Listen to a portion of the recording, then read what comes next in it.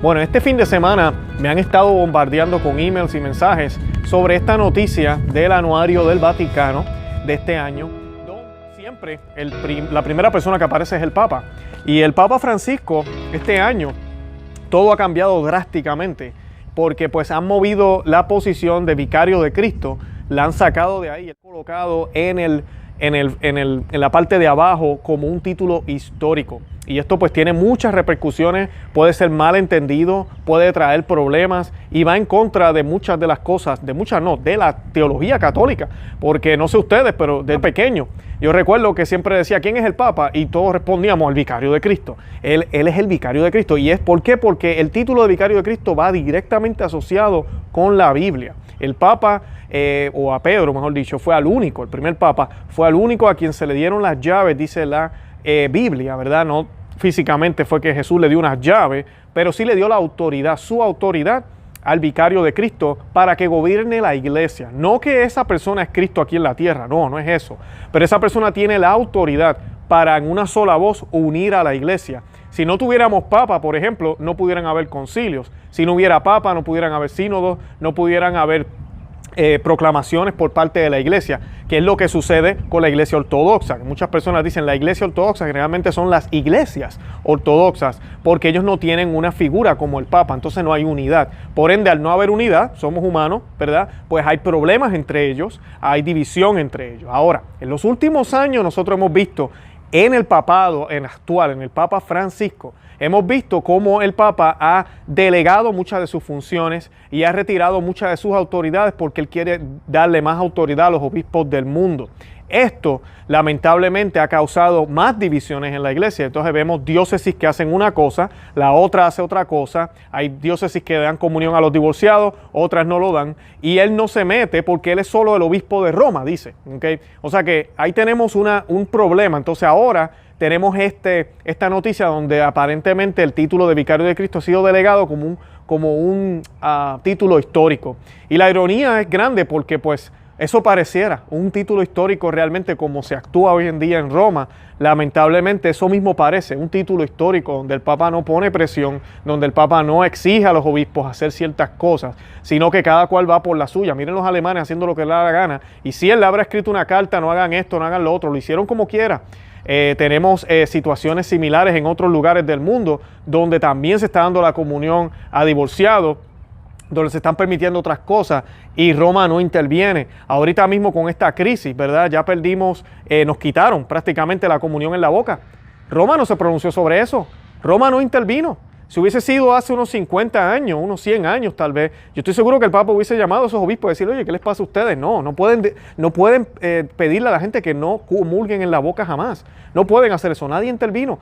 Tenemos obispos haciéndolo así y tenemos otros obispos que no hicieron ese llamado. Tenemos lugares en el mundo donde se sigue ofreciendo los sacramentos y tenemos lugares en el mundo donde no se ofrece. Entonces hay una división horrible en la iglesia donde se va perdiendo esa universalidad que solamente la puede ejercer o podríamos decir plasmar en la figura del Papa. Quien ocupa esa silla es crucial para eso. Por eso el Señor estableció esa oficina, ¿ok?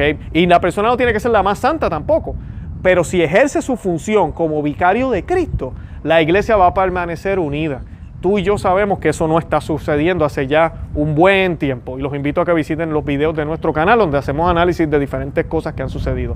Tristemente perdimos o nos quieren imponer la comunión en la mano, ya no hay misas públicas y mucha gente se preguntaba entonces ¿qué falta? Bueno, pues en algunos lugares no hay ni siquiera confesión, no hay unción de los enfermos, no hay bautismo, lo cual es en contra de lo que la Iglesia Católica nos enseña. Ningún obispo tiene autoridad para decirle a sus sacerdotes que no confiese o que no haga la unción de los enfermos. Ningún obispo tiene esa autoridad. Eso va por encima de Cristo, porque Cristo mismo dijo, visiten a los enfermos.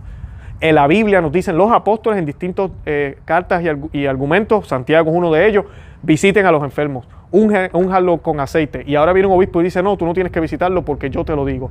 Ese es el tipo de obediencia que no podemos tener. Ese es el tipo de desobediente que no debe ser obedecido.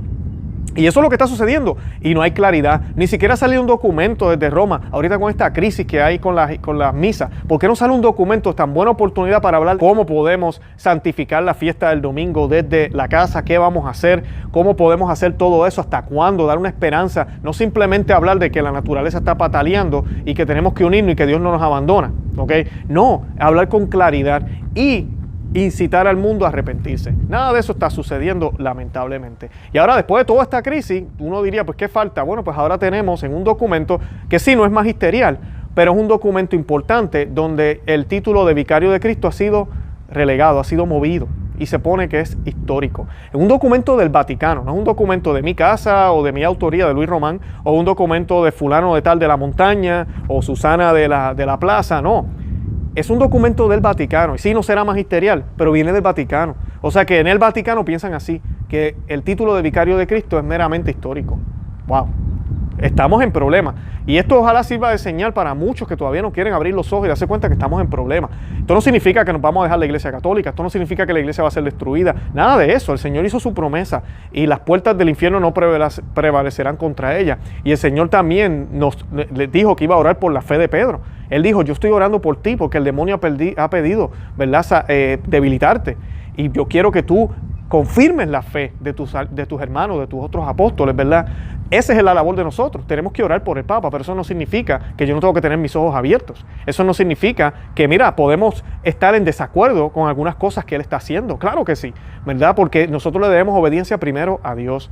Y San Pablo dice que así sea hasta un ángel venga a decir algo que vaya en contra de lo que yo estoy diciendo, no le crean. Y aquí pues tengo la noticia, estoy utilizando varios medios, estoy utilizando Info Vaticana, también estoy utilizando LifeSite.